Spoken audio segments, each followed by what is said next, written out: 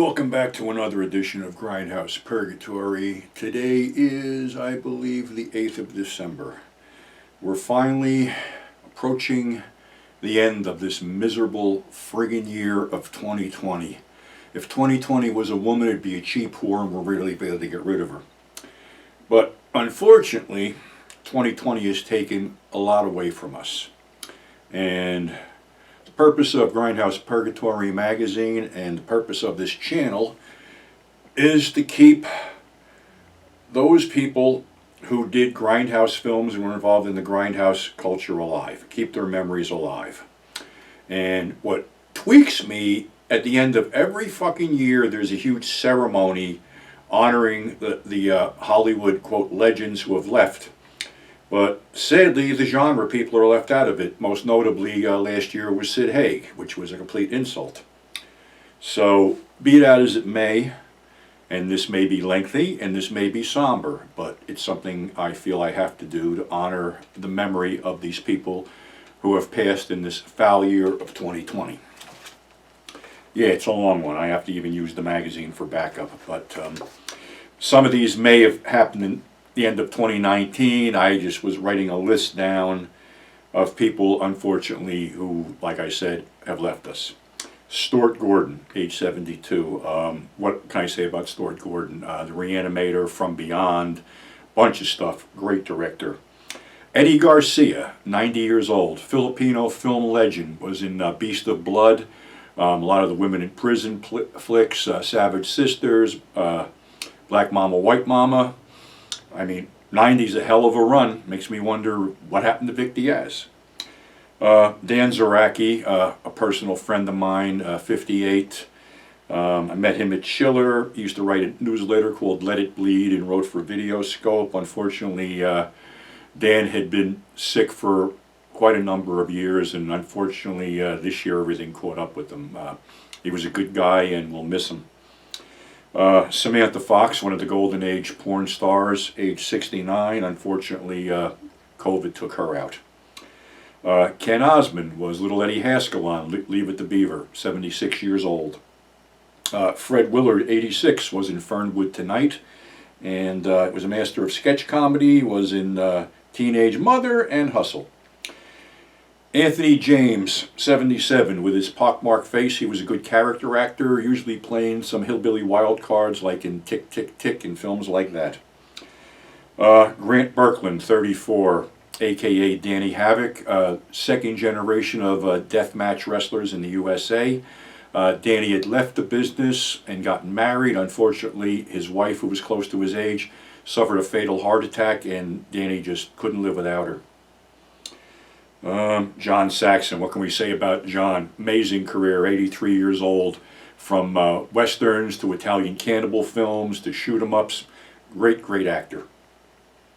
Joel Reed, 86, what a character. Joel Reed made Bloodsucking Freaks, Night of the Zombies, and claimed to have slept with Marilyn Monroe. Joel was a character. Again, COVID took him out. Virginia Leaf, 94, probably one of the most famous severed heads in the brain that wouldn't die, and had a great voice. Robert Forrester, from Jackie Brown, Alligator, Corman's The Lady in Red, 78 years old, great, great character actor. Another quirky actor, Michael J. Pollard, achieved prominence in Bonnie and Clyde, was in and out of flicks, was in Tango and Cash, also in Fulci's Four of the Apocalypse, a spaghetti western.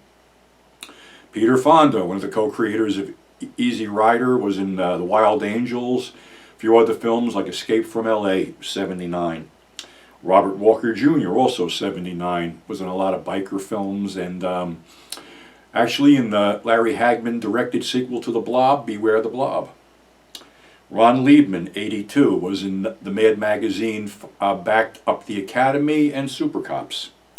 Danny Aiello, 86, was in Moonstruck, Jacob's Ladder, The Professional, and was the executive producer on the documentary Unconventional.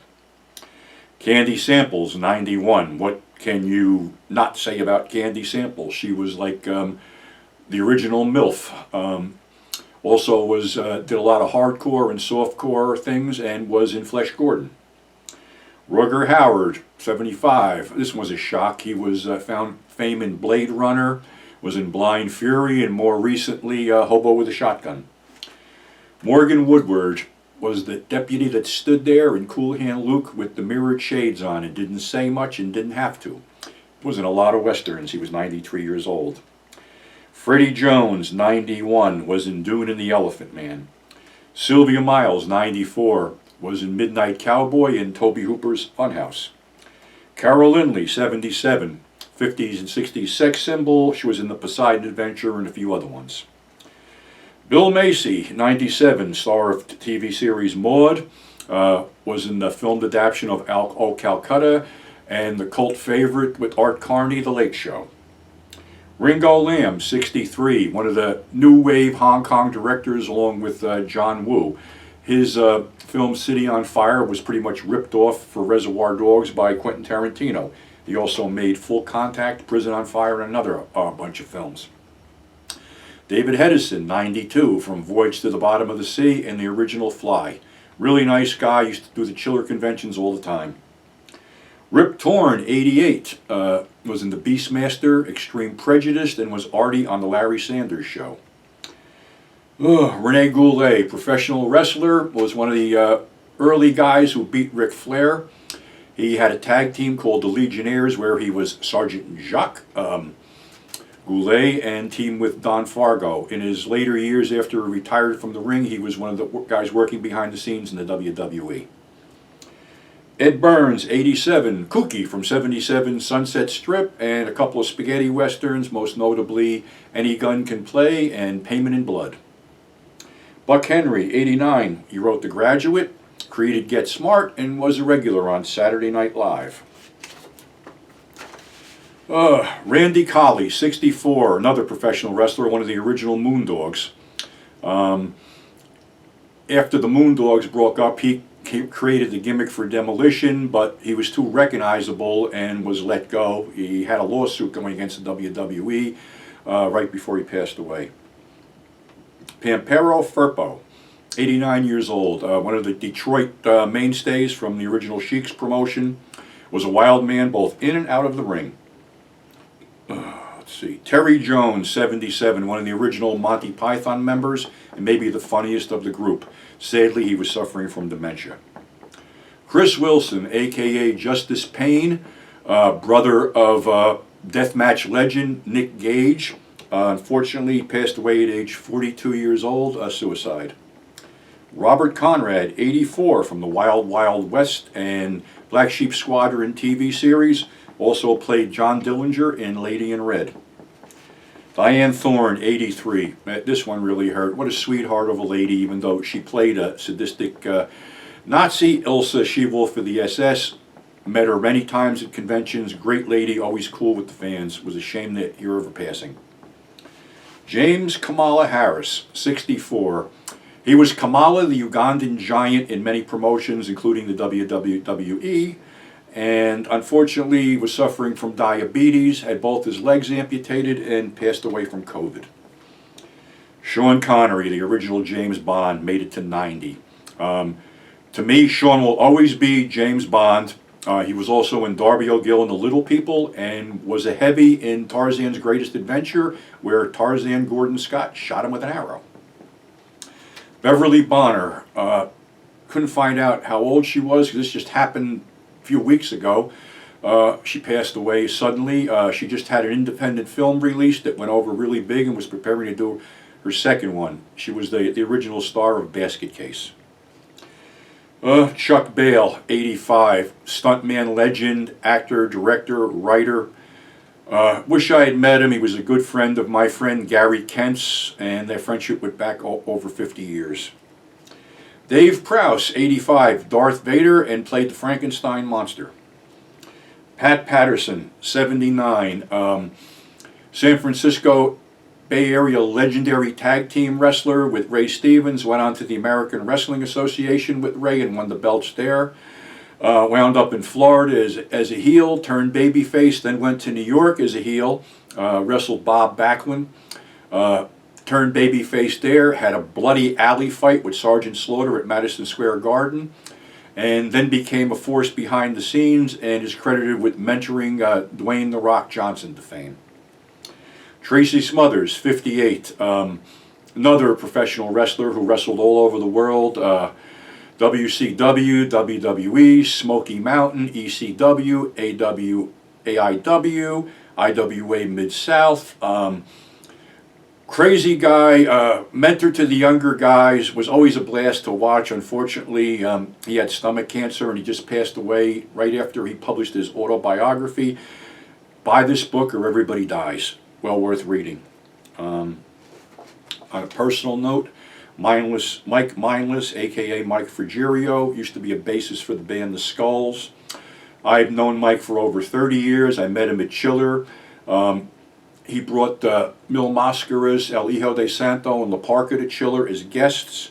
After Chiller, we used to hang out at Jersey All Pro and other wrestling shows, and just a cool guy, you know, always could get a laugh.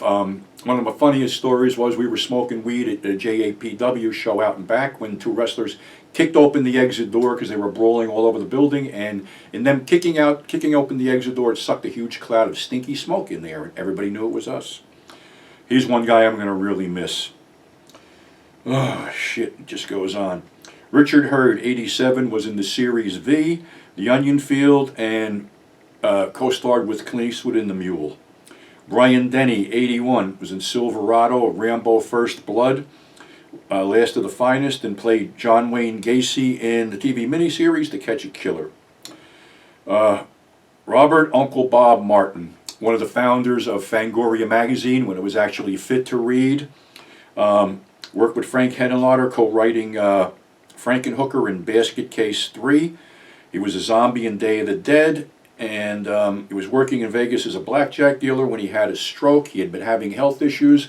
We had been in touch. I had sent him, you know, some copies of GP, and he was interested in doing something, but sadly that will never happen because he will be missed. All I can tell you is he will be missed. Great guy. I met him in the early days at Chiller. Wilford Brimley, 85, of course, starred in The Thing, Cocoon, and Death Valley, 10 to Midnight, many others. Was an advocate against diabetes. Again, the reason I do this, and I call this Never to Be Forgotten, because we'll never forget these people who basically made our lives a little bit better by appearing in films and, you know, being the professionals they are. So again, you know, may they all rest in peace. May we never forget their contributions to our genre. And as for us, we're still having fucking problems here. I said another thing, my health isn't really that good lately. Nothing to do with COVID, just bullshit in general. But all I can say is please be safe. Please wear the fucking mask. Please do the right thing, because the life you save may not be yours, but it may be somebody else.